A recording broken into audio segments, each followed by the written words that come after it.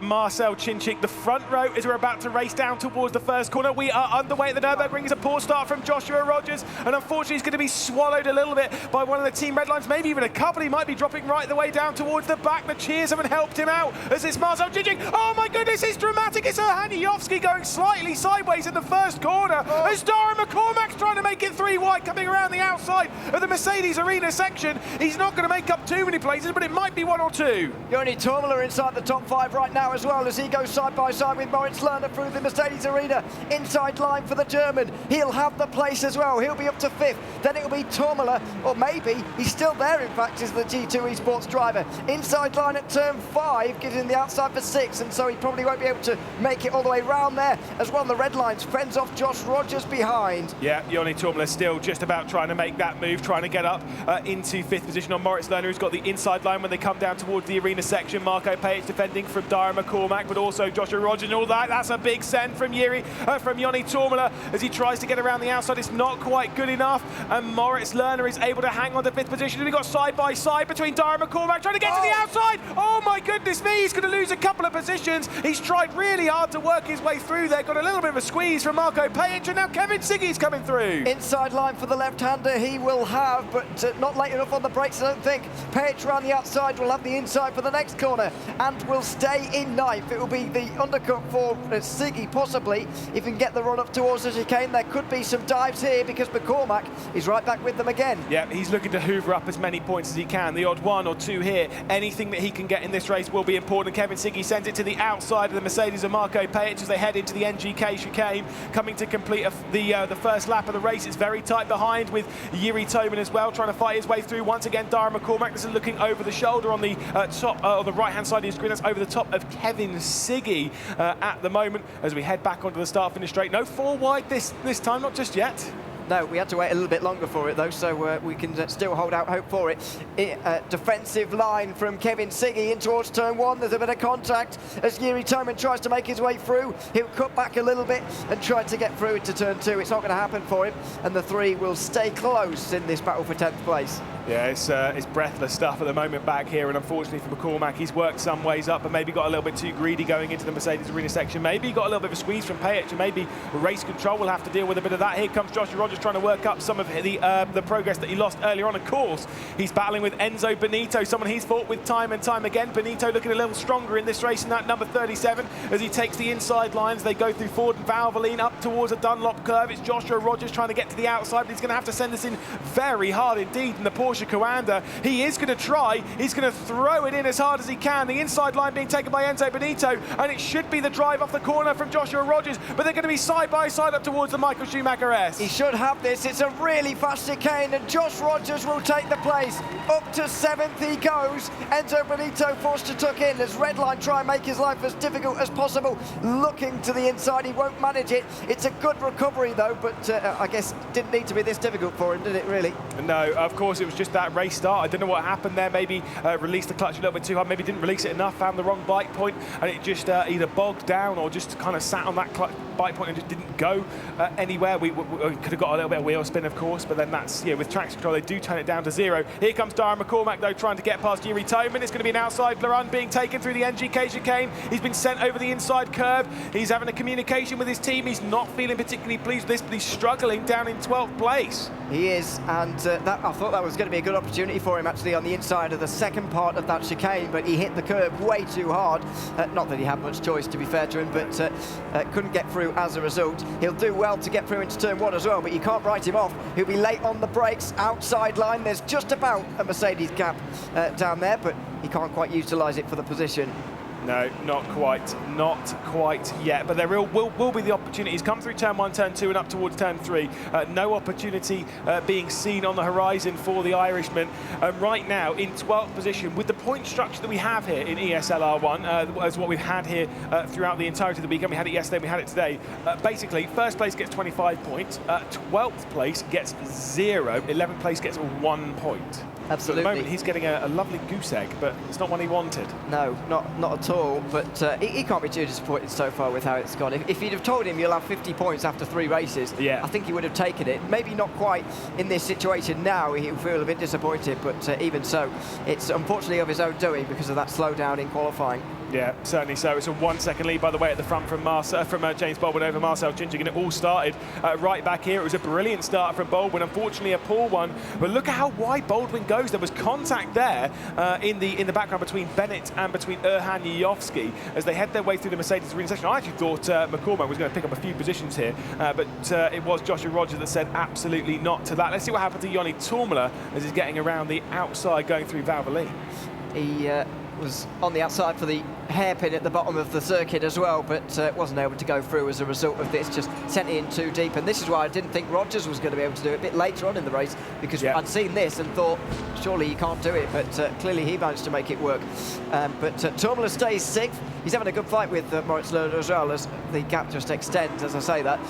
But that's for 5th place, just up ahead of these guys, which involves Josh Rogers, Enzo Benito, Marco Payet, and then a little bit of a gap back to Kevin Siggy.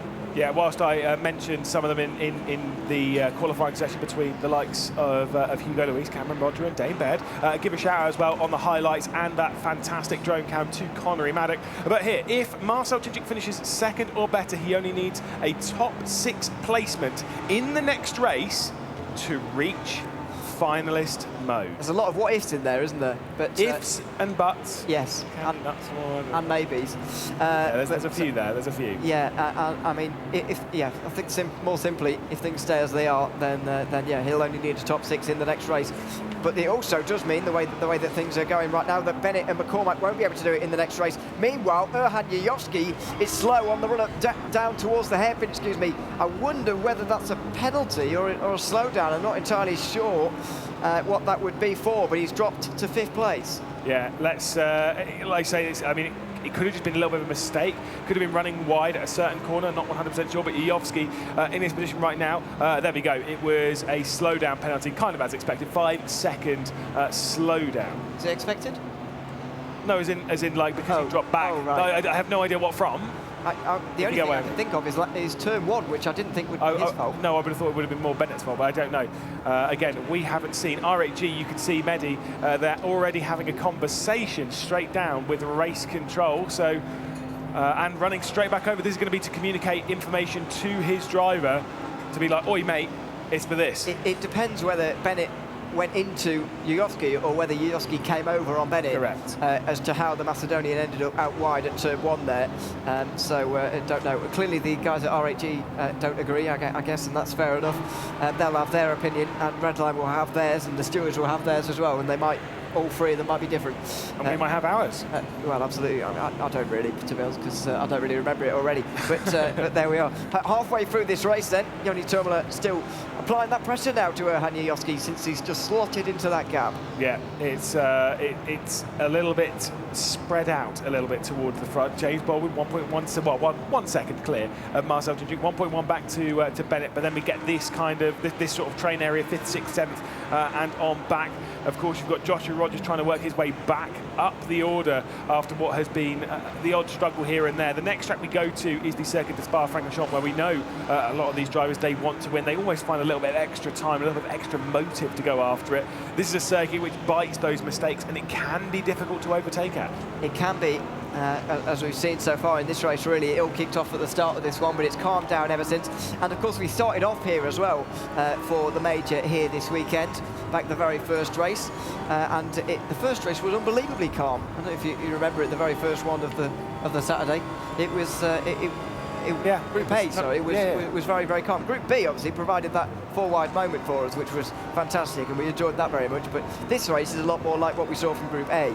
Yeah, it's like say, like some of the races that we saw yesterday were, well, the first race particularly was quite calm. After that, it got turned up to 11, and I'm okay with that. We're not seeing too much drama in here, and that's, I think, you know, for some of these drivers in a few lower positions, I wouldn't say they've resigned to the position that they're in, but they've accepted they're not going to score too many big points here. I think for Dara McCormack, what he really wants in this, now hear me out here, well, I guess it doesn't really make that much of a difference. But at the moment, James Baldwin being in that position is kind of good for him in a sense, because if you think about it, like, Baldwin's behind him, I know, in the championship, but it's taking a little bit extra off of Marcel Chinchik. It's making his chance to get into finalist mode that little bit harder in the next race. It is just making that little bit harder, indeed. I think Luke Bennett will be pleased about that as well. Because Agree. I can't see Bennett really improving from that third position at the moment. We've seen plenty of times actually that the BMW actually does fall back a little bit towards the end of these races, especially Bennett in the red line BMW for whatever reason. He just seems to, as he said, if he qualifies well, I generally find myself in front of a lot of people from what we heard after the last race. So we're seeing that again almost, but it is getting more spread out. Top four even have about a second gap between one another. How many drivers do you think are going to get into finalist mode? I think it could be less than half the field before we end this round. I think it's going to be much less than half the field. Do you think? Yeah, no. I mean, let us know in chat how many you think. I mean, obviously here in the audience you can hold up some fingers and stuff. I kind of not one. I think it's going to be three. I think 3 drivers will get into finalist mode. What was that? Was that 2? It was 3. It was 3. I respect. John Monroe does not agree. We don't care. It's fine. No, I think around 3. I don't see it getting up to like 5 or 6. I think by that point you will see them winning. Of course, you can. It's not just about like winners and races. You can have multiple drivers in the same race getting into finalist mode. That can happen. Oh, and as I say, it probably will a little bit later. But yeah, I mean, it's not inconceivable right now that Chinchik continues the way he is, and he wins before anyone else even gets there. But we said time and time again, his strength is consistency, really, rather than outright race wins. Yeah, absolutely.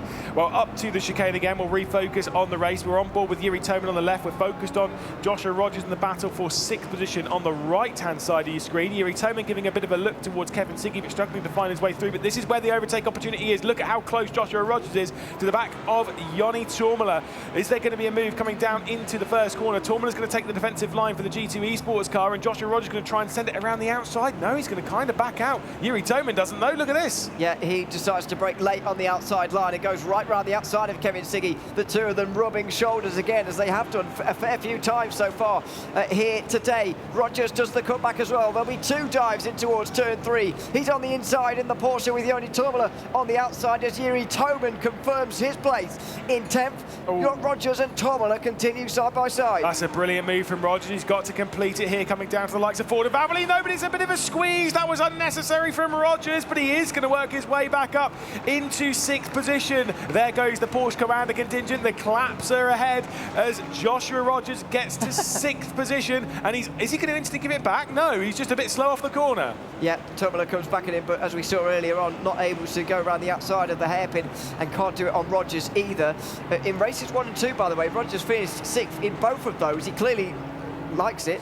He likes it. I don't think Joshua Rogers likes 6th place. He's just gravitated towards it quite a lot at the moment, but there he is again. It's hard to see him gaining the time to get past Jajowski, though. No, I also agree on that one. Like you say, he's a little bit too far down the road, but there is still time left in this race. Not too much of it, though, because we're on the penultimate lap. I don't think Rogers is going to get to Jajowski, but Rogers just has to focus on defending from Toomala, score some decent points. Again, just consistently pick up 10 or so points in the races, try and get the consistency built. Of course, the next second we go to being Spa, we're doing back-to-back. And then we've got a bit of a palindrome going on here. We've got Monza, we've gone to Monza, we've gone, of course, to Hockenheimring, then Nürburgring, then Spa, and we do that in reverse, which I cannot believe. Yeah, having seen that draw that we just saw a replay of that Ian did yesterday, it's a remarkable coincidence. I wonder what the odds are of that happening, because it's a very strange pattern to have seen these races in. Yeah, I mean, I guess it would be 4 times 4 times 4? Yeah, it'd be 1 to 4. 1 to 6 1 to in 4. Yeah, to the power of. Yeah, it's not actually that crazy when you think about it. Well, I mean, it's quite. If you could only once in 64 times is quite unlikely, I would say. It is fairly unlikely. It is fairly unlikely. I mean, to be fair, someone in the chat is going to be like, actually, it was 1 in 317 yeah, we could well million. Be wrong, I don't know. Yeah, fair enough. I'm not a mathematician. Look at those guns, though. James Baldwin's flying. He is flying. He's been caught by Marcel Chinchik, though. With that gap now below half a second. If this race maybe went on 2 laps longer, the Audi would benefit from that greatly, and the Mercedes wouldn't so much. But fortunately for Baldwin, it will end at the end of this one. So as you can see, they're in the top right again. If things finish as they are, we remember Marcel Chinchik would have to finish in P6 in the next one. Luke Bennett, if he finishes where he is, he needs to finish P3 in the next one the top 4 to move on into finalist mode. I can read. Don't start. Yeah, absolutely. I just read the first bit where it said win the P3. I was like, he needs a top 3. Well, top 3 wouldn't be bad either. He's done that already once today at the Hockenheim. He didn't get off to a great start at Monza, but has is doing well now. Marcel Cintic's very close though. The gap only 0.2 of a second. Are we going to see some late drama here at the Nürburgring? Because James Baldwin's lead is all of a sudden looking fairly narrow. Yeah, it's tight, but let's see if Marcel Cincic can do anything into the final corner and turn himself into Giga Marcel Cincic. At the moment, not quite enough. He's tried, but there's no peng move in the final corner. As we head through it though, James Baldwin's going to come across the line and he's going to win again at the Nürburgring. He did yesterday and he's going to today. James Baldwin takes victory. Marcel Cincic though moving himself closer and closer to finalist mode, dragging with him Luke